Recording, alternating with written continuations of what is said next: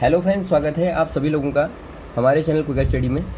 मैं कमल बेस्ट इस वीडियो के माध्यम से दोस्तों आपके यहाँ पर कराऊंगा भौतिक विज्ञान के महत्वपूर्ण क्वेश्चनों को, यानी कि फिजिक्स के महत्वपूर्ण क्वेश्चन यहाँ पर आपको मिलेंगे जो बार बार पूछे जाते हैं। तो आराम से आप क्वेश्चनों को देखेंगे दोस्तों, और साथ में जो भी क्वेश्चन आपको मिलते हैं आप लगातार उनको नोट करते रहेंगे।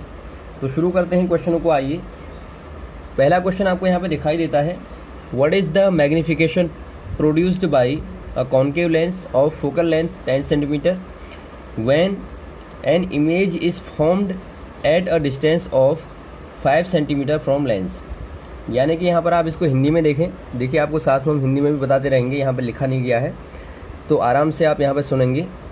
आपसे कहा गया है आपके पास में कोई कॉन्केव लेंस है। कॉन्केव कहने का मतलब है दोस्तों आपके पास कोई अवतल लेंस है, और अवतल लेंस के कुछ दूरी पे यहाँ पर ऑब्जेक्ट को रखा गया है। आप इसको मान लेते हैं कि माना यू डेस्टिनेशन पर रखा गया है, और इसकी जो फोकल लेंथ है यानी जो एफ है वो आपको दी गई है दोस्तों 10 सेंटीमीटर। अब देखिए यहाँ पर यदि आपका कॉन्केव है तो आप फोकल लेंथ को माइनस में लेते हैं, और वैसे ही आपको यहाँ पर दिया गया है जो इमेज बनेगी, जो ऑब्जेक्ट की इमेज बनती है वो इमेज आपकी बनती है v बराबर 5 सेंटीमीटर पे, और इसको भी यहाँ पे आप नेगेटिव लेंगे। तो यहाँ पर आपने देखा दो चीज़ें आपको दी गई हैं, फोकल लेंथ दी गई है और साथ में आपको इमेज की दूरी दी है लेंस से। अब यहाँ पर देखिए दोस्तों, आपको निकालना है मैग्नीफिकेशन, यानी कि आपको आवर्धन निकालना है। आवर्धन निकालने के लिए आप क्या करेंगे, आवर्धन का जो फॉर्मूला होता है दोस्तों, m बराबर होता है HI/HO, यानी कि ऑब्जेक्ट की इमेज की हाइट बट्टे ऑब्जेक्ट की हाइट, या फिर आप दूसरा फॉर्मूला लगाते हैं V/U। दोनों में से आपके पास में जो भी होगा इससे आप निकाल लेंगे, इनका रेशियो निकाल के आप m को निकाल लेते हैं। तो यहाँ पर आप देखिए आप क्या करेंगे, आपके पास में v तो है लेकिन u नहीं है, तो लेंस के फॉर्मूले के माध्यम से पहले आप u को निकाल लेंगे, बाद में m को आराम से आप निकाल लेंगे। तो लेंस फार्मूला आपको मालूम होगा 1/f बराबर होता है 1/v माइनस 1/u, यानी यहाँ से आप 1/u करेंगे तो मिलेगा आपको 1/v माइनस 1/f, और यहाँ पर आप वैल्यूज़ को पुट कर देंगे। 1/v की जगह पे -5 और माइनस 1/f की जगह पे माइनस का 10 रखेंगे। भिन्न को आप हल कर देंगे दोस्तों, तो यहाँ पर आपको मिलेगा -2 और +1 डिवाइड बाई 10, यानी यहाँ पर आपको मिलता है -1/10। -1/10 क्या आ गया आपका 1/u आ गया, यानी कि u बराबर आ गया आपके पास में माइनस का 10। तो यहाँ से आपके पास में u बराबर माइनस का 10 सेंटीमीटर आता है। तो आराम से आप निकाल लेंगे m को, यानी कि मैग्नीफिकेशन को निकाल लेंगे, आवर्धन को निकाल लेंगे, जिसका फॉर्मूला आपने देखा अभी, m = v/u होता है, यानी कि v यहाँ पर आपके पास में -5 है, u -10 है, तो काटेंगे तो आपको मिलेगा 0.5, यानी कि 0.5 दोस्तों यहाँ पे m आता है। ऑप्शन नंबर ए वाले में आपको दिखता है, तो ए वाले में आप टिक कर देंगे। नेक्स्ट क्वेश्चन देखिए, नेक्स्ट क्वेश्चन आपको दिया है, a sound wave has a frequency of 1 kHz and a wavelength of 50 centimetre, how long will it take to travel 1 kilometre. यानी आपसे पूछा गया है कि कोई आपको साउंड वेव दी गई है, यानी कि कोई ध्वनि तरंग आपको दी गई है जिसकी फ्रीक्वेंसी को दोस्तों, फ्रीक्वेंसी यानी आवृत्ति को, जो ध्वनि की आवृत्ति होती है, जो चक्कर होते हैं, आवृत्ति को आप n के द्वारा भी रिप्रेजेंट करते हैं और आप न्यू के द्वारा भी रिप्रेजेंट करते हैं। तो मान लीजिए यहाँ पर आपने n ले लिया, n बराबर आपको दिया गया है 1 kHz। किलोहर्ट्ज़ आपको मालूम होना चाहिए दोस्तों, 1000 हर्ट्ज़ में 1 kHz होता है, और यहाँ पर हर्ट्ज़ जो है ये फ्रीक्वेंसी का मात्रक होता है, यानी कि यूनिट होती है। तो यहाँ से देखिए आपको लैम्डा भी दिया है, लैम्डा बोले तो वेवलेंथ, वेवलेंथ यानी कि दोस्तों तरंग दैर्ध्य आप इसको कहते हैं। तरंग दैर्ध्य कहने का मतलब है कि जो आपकी वेव है वो कितनी लंबी है। जैसे यहाँ पर वेव, यहाँ पर देखिए एक वेव यहाँ से यहाँ तक है, तो इसकी यहाँ से यहाँ तक की लंबाई को दोस्तों आप लैम्डा कहते हैं। तो वेव की आपको लंबाई दी गई है जो कि है 50 सेंटीमीटर। 50 सेंटीमीटर को आप मीटर में कन्वर्ट कर लेंगे, तो यहाँ पर आपको मिलेगा 50/100 मीटर, यानी कि 0.5 मीटर। अब यहाँ पे क्या करेंगे आप, how long will it take to travel 1 kilometre, यानी कि डी बराबर आपको 1 किलोमीटर दिया है, किलोमीटर को आप मीटर में कन्वर्ट करेंगे तो 1000 मीटर, यानी 1000 मीटर को तय करने में ये वाली वेव कितना टाइम लेगी आपको बताना है। इसके लिए आपको सिंपल क्या करना है दोस्तों, टाइम निकालने के लिए आपको मालूम है, यदि आप टाइम को देखें तो टाइम चाल बराबर दूरी बट्टा समय होता है, यानी स्पीड इक्वल टू होता है डिस्टेंस अपॉन टाइम। तो यहाँ से यदि आप टी निकालेंगे तो टी बराबर क्या हो जाएगा, डिस्टेंस अपॉन स्पीड हो जाएगा। यहाँ पर आपके पास में देखिए डी दिया गया है, दूरी दी गई है, आपको निकालना है स्पीड। यदि आप स्पीड को निकाल लेंगे तो यहाँ पर वैल्यू को पुट करने के बाद में आराम से आप टाइम को निकाल सकते हैं। तो आप निकालेंगे यहाँ पे चाल को, वेलोसिटी को, या फिर आप कह दें स्पीड को निकालते हैं दोस्तों। तो इसके लिए आपको क्या करना पड़ेगा, वेव की जो स्पीड होती है, जब भी आपके पास में फ्रीक्वेंसी दी गई हो और आपको लैम्डा यानी कि वेवलेंथ दी गई हो, तो साउंड की जो स्पीड होती है, साउंड की जो स्पीड होगी दोस्तों, साउंड की वेव की, वो होती है v बराबर n लैम्डा। आप इसको नोट कर लेंगे, बार बार यूज़ होता है, यानी कि चाल बराबर आवृत्ति गुणा तरंग दैर्ध्य होता है। तो इस पर आप मान को पुट करेंगे तो आपको मिलेगा v बराबर n आपके पास में है दोस्तों 1 किलो हर्ट्ज़, और गुणा कर देंगे आप, लैम्डा आपके पास में है 0.5 मीटर। तो यहाँ से आपको मिलता है, और यहाँ पे देखिए किलो हर्ट्ज़ में है तो आप इसको 1000 हर्ट्ज़ में कन्वर्ट कर लेंगे, क्योंकि आपने m जो लिया है दोस्तों एसआई पद्धति का मात्रक लिया है, तो यहाँ भी आपका एसआई पद्धति का ही मात्रक होना चाहिए। तो ये आपको थोड़ा सा नियम का ध्यान देना है, जो इकाइयों के नियम होते हैं। तो यहाँ पर देखिए आप यहाँ पर कर देंगे 1000 से गुणा, 1000 हर्ट्ज़ हो जाएगा। अब ये निकालेंगे, आपको मिलेगा 0.5 को आप 1000 से गुणा करते हैं तो आपको 500 मीटर पर सेकंड मिलता है। तो ये आपके पास में स्पीड आ गई। तो यहाँ पर आप मान को रखेंगे पहले वाले फॉर्मूले में, तो आपको आंसर मिल जाएगा टी बराबर, डी आपके पास में है 1000 और बट्टा 500 कर देंगे, स्पीड आपने निकाल ली। तो काटने पर दोस्तों आपको मिलेगा 2 सेकंड, यानी कि 2 सेकंड में इतनी दूरी को तय कर लेगी। तो ऑप्शन नंबर यहाँ पर आपको देखिए डी वाला दिखता है, तो आप डी वाले में टिक कर देंगे। नेक्स्ट क्वेश्चन देखिए दोस्तों, when will a magnet loss it's magnetism, यानी आपसे पूछा गया है जो मैग्नेट होता है यानी जो चुंबक होता है दोस्तों, वो अपने चुंबकत्व को यानी कि मैग्नेटिज्म को कब खो जाता है, यानी कब लॉस हो जाता है। ये कंडीशन आपने बार बार देखी होगी दोस्तों, जब आप एक मैग्नेट को बहुत ज़्यादा गर्म कर देते हैं, यानी मान लीजिए आपने यहाँ पे क्यूरी टेम्परेचर के ऊपर इसको गर्म कर दिया, तो आप देखते हैं कि मैग्नेट की जो मैग्नेटिज्म पावर है वो समाप्त हो जाती है। क्योंकि आपको मालूम होना चाहिए जो मैग्नेटिज्म होता है दोस्तों, वो एक प्रकार से एक डायरेक्शन में इलेक्ट्रॉनों के अलाइन होने से होता है। इस प्रकार से आपने देखा होगा जो मैग्नेटिक सबस्टेंस होते हैं उनमें कुछ इस तरह का स्ट्रक्चर होता है, लेकिन जो मैग्नेटिक नहीं होंगे उनमें कुछ ऐसे प्रवृत्ति होती है। जैसे कि यदि आप ले लें कोई प्रतिचुंबक को लें, तो प्रतिचुंबक का स्ट्रक्चर ऐसा होगा, और जो चुंबक होता है, लौह चुंबक होते हैं, उनका स्ट्रक्चर ऐसे होता है। यानी कि एक प्रकार से आप इनको यदि अलाइन कर दें दोस्तों, तो आप हर एक प्रतिचुंबक को चुंबक बना सकते हैं। तो यहाँ पे देखिए जब आप बहुत ज़्यादा गर्म करेंगे तो जो इनकी अलाइननेस है वो ख़राब हो जाएगी, यानी कि जो वन डायरेक्शन में चल रहे हैं ये फिर अनियमित रूप से यानी कि अलग अलग डायरेक्शंस में चलेंगे, जिससे कि मैग्नेटिज्म जो प्रॉपर्टी है वो लॉस हो जाती है।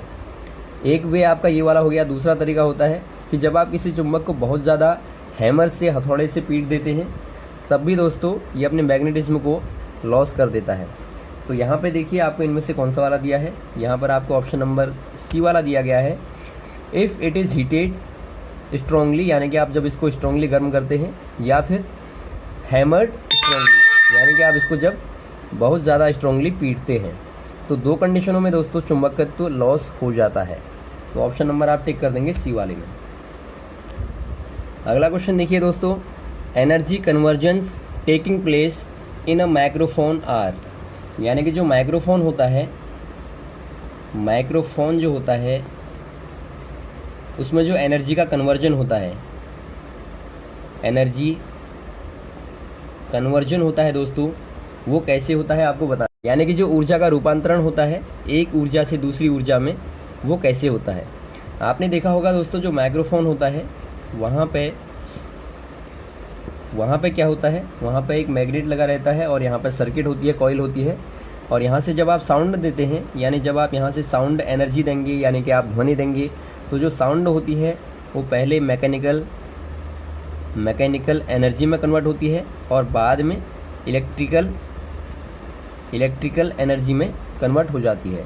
यानी आप सही तरीका देखें दोस्तों तो साउंड एनर्जी मैकेनिकल एनर्जी में और मैकेनिकल एनर्जी इलेक्ट्रिकल एनर्जी में। तो बहुत बार आपको दिया होगा साउंड टू इलेक्ट्रिक और बहुत बार आपको दिया होगा दोस्तों sound to mechanical to electric. तो जो सही वाला तरीका है ये वाला है। यदि आपको ये वाला ना दिया हो तो आप यहाँ भी टिक कर सकते हैं। तो यहाँ पर आपको देखिए पहला वाला दिया है sound to mechanical, mechanical to electric, यानी कि ध्वनि से यांत्रिक और यांत्रिक से वैद्युत। ऑप्शन नंबर पहले वाले में टिक कर देंगे। और इसी का उल्टा होता है दोस्तों लाउड स्पीकर में। लाउड स्पीकर यानी कि जो क्या करता है, जो कि इलेक्ट्रिकल सिग्नल को दोबारा से साउंड में कन्वर्ट करता है। तो आप इसको ध्यान देंगे। वैसे आपके मोटर वाले क्वेश्चन आते हैं कि मोटर में कौन सी वाली एनर्जी कहाँ कन्वर्ट होती है, तो वो आप देख लेंगे कि कैसे वहाँ पर अलग अलग प्रकार की एनर्जीज कन्वर्ट होती हैं। नेक्स्ट क्वेश्चन देखिए, all objects experience a buoyancy when they are immersed in a fluid. यानी कि आपसे कहा गया है जब आप किसी भी ऑब्जेक्ट को, मान लीजिए कोई ऑब्जेक्ट यहाँ पर आपके पास में है, कोई वस्तु है, आप जब इसको किसी टब में आपने मान लीजिए कोई फ्लूइड लिया है, तो यहाँ पर आपने दोस्तों कोई फ्लूइड लिया है यानी कोई लिक्विड लिया है, द्रव लिया है। और द्रव में जब आप किसी ऑब्जेक्ट को इमर्ज करते हैं, यानी जब आप इसमें किसी ऑब्जेक्ट को यानी कोई पदार्थ को डुबोते हैं, तो डुबोने पे हमेशा ही आपने देखा होगा एक प्रकार का ऊपर की ओर बल कार्य करता है जिसको आप बॉयंसी कहते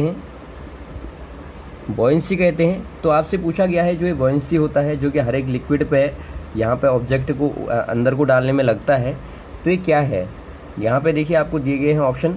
इनमें से देखिए दोस्तों आपको एक ऑप्शन नंबर सी दिया गया है, एन अपवर्ड फोर्स। ये एक प्रकार का क्या होता है, अपवर्ड फोर्स होता है, यानी कि ऊपर की ओर लगने वाला एक प्रकार का बल होता है जो कि हमेशा दोस्तों क्या करता है, वस्तु को नीचे को डुबोने का विरोध करता है, यानी कि उसमें ऑब्जेक्शन करता है कि उसको आप नीचे को ना डुबाएं। तो इसी प्रकार का फोर्स आपका बॉयंसी फोर्स कहलाता है। और ये मोस्टली डिपेंड करता है दोस्तों डेंसिटी ऑफ लिक्विड पे, यानी कि लिक्विड की डेंसिटी यानी घनत्व जितना ज़्यादा होगा उतना ही ज़्यादा बॉयंसी फोर्स होगा। फॉर एग्जांपल यदि आप देखें, आप एक टब में यहाँ पे वाटर को ले लें, एक टब में यदि आप ले लें यहाँ पे, और दूसरे में आपने मान लीजिए हनी को ले लिया या फिर आपने कोई और लिक्विड ले लिया जो कि गाढ़ा होगा इसके कंपैरिजन में, तो आप देखेंगे यहाँ पर ज़्यादा बॉयंसी फोर्स कार्य करेगा क्योंकि इसकी श्यानता ज़्यादा है, यानी इसकी जो विस्कोसिटी है वो ज़्यादा है, तो इसीलिए यहाँ पे ये चीज़ कार्य करती है। तो नेक्स्ट क्वेश्चन में आते हैं। नेक्स्ट क्वेश्चन देखिए दोस्तों, the energy possessed by a body due to its change in position or shape is called. यानी कि आपसे पूछा गया है जब कोई ऑब्जेक्ट का शेप यानी कि इसका आकार या फिर इसकी अवस्था यानी कि पोजीशन यानी इसकी अवस्था, दोनों में से यदि इनमें चेंज होता है तो कौन सी वाली एनर्जी यहाँ पे एक प्रकार से निकलती है या फिर कौन सी वाली ऊर्जा यहाँ पे एक प्रकार से कन्वे होती है, आपको बताना है। यहाँ पर देखिए दोस्तों, मान लीजिए कोई ऑब्जेक्ट को आपने अर्थ से, ये अर्थ मान लीजिए, यानी पृथ्वी से आपने h हाइट पे रखा है, यहाँ पे रखा है, और यदि आप इसकी पोजीशन बदलने के बाद में थोड़ी देर के बाद इसको यहाँ पे रख दें h हाइट पे, तो यहाँ पर आप देखेंगे दोनों की ऊर्जा में चेंज हो गया। और ये चेंज जो होता है दोस्तों ये पोटेंशियल एनर्जी में होता है। यानी कि मान लीजिए यहाँ से यदि आप ऑब्जेक्ट की पोटेंशियल एनर्जी देखें इस वाले की, इसका मास आप m मान लेंगे तो mgh होगा, और यहाँ पर आप देखेंगे तो यहाँ पे देखेंगे mgh हो जाएगा। तो आप क्लियर देख रहे हैं दोनों की यहाँ पे जो पोटेंशियल एनर्जीज हैं वो चेंज हो जाती हैं। यानी कि जब आप अवस्था को बदलते हैं या फिर इसके शेप को बदलते हैं, जैसे कि आप देखेंगे शेप यदि चेंज करेंगे दोस्तों तब भी आप देखेंगे कि इसका मास चेंज हो गया, यानी ऑब्जेक्ट का जो मास है वो चेंज हो गया, जिससे कि इसकी पोटेंशियल एनर्जी पे सीधा सीधा इफेक्ट पड़ता है। तो आप कह देंगे जो पोटेंशियल होती है, पोटेंशियल जो एनर्जी होती है, यानी आप इसको कहते हैं स्थितिज ऊर्जा। स्थितिज ऊर्जा आपको देखिए नाम से ही लग रहा होगा, जो स्थिति के कारण जो ऊर्जा होती है वही आपकी कहलाती है स्थितिज ऊर्जा। तो इस पे चेंज होने पे यहाँ पे पोटेंशियल पे चेंज होता है। अब देखिए यहाँ पे नेक्स्ट, यहाँ पे ऑप्शन नंबर आपको दिया गया है बी वाला, तो बी वाले में आप टिक कर देंगे पोटेंशियल एनर्जी। नेक्स्ट क्वेश्चन देखिए दोस्तों, 5 Newton force is defined when a mass of 10 kilogram is accelerated with, यानी आपसे पूछा गया है जो 5 न्यूटन का बल है, फोर्स जो आपको दिया गया है 5 न्यूटन। न्यूटन दोस्तों यहाँ पे देखिए एसआई पद्धति में बल का मात्रक होता है। तो जो 5 न्यूटन का बल है वो किसी ऑब्जेक्ट को दोस्तों जो कि 10 किलोग्राम की है, यानी मास यहाँ पर आपको दिया गया है 10 किलोग्राम, इस ऑब्जेक्ट में यदि आप यहाँ पर इसको लगाते हैं तो यहाँ पे जो त्वरण होगा वो क्या होगा। आपसे पूछा गया जो त्वरण होगा यानी जो एक्सेलरेशन होगा वो दोस्तों कितना जनरेट होगा इतना बल लगाने पे इतनी ऑब्जेक्ट पे। तो यहाँ पे देखिए बहुत ही सिंपल है। यदि आपने देखा होगा न्यूटन के सेकंड लॉ से एक फॉर्मूला आता है, force equal to mass into acceleration. तो यहाँ से यदि आप अप्लाई करें इसको तो यहाँ से A बराबर हो जाएगा F/m। और आपको देखिए दोनों वैल्यूज़ यहाँ पे दी हैं, न्यूटन में दिया है और 1 किलोग्राम में। तो आपको यहाँ पे यूनिट को भी चेंज करने की आवश्यकता नहीं है, पहले से आपको दोनों एसआई पद्धति में दिए गए हैं। जब भी आप न्यूमेरिकल को क्वेश्चन को सॉल्व करेंगे दोस्तों, वहाँ पे हमेशा ही आप पहला काम क्या करेंगे, आप उसकी यूनिट्स को देख लेंगे, दोनों यूनिटें सेम वाले सिस्टम में होनी चाहिए। तो यहाँ पे देखिए 5 newton divide by 10 kilogram equal to हो जाएगा 0.5। ये काहे में आएगा दोस्तों, ये आपका आएगा मीटर पर सेकंड का स्क्वायर। तो यहाँ पर आपको देखिए ऑप्शन नंबर दिखता है बी वाला, बी वाला यहाँ पर आपको देखिए दिखता है 0.5 मीटर पर सेकंड का स्क्वायर। तो ऑप्शन नंबर बी वाले में आप टिक कर देंगे।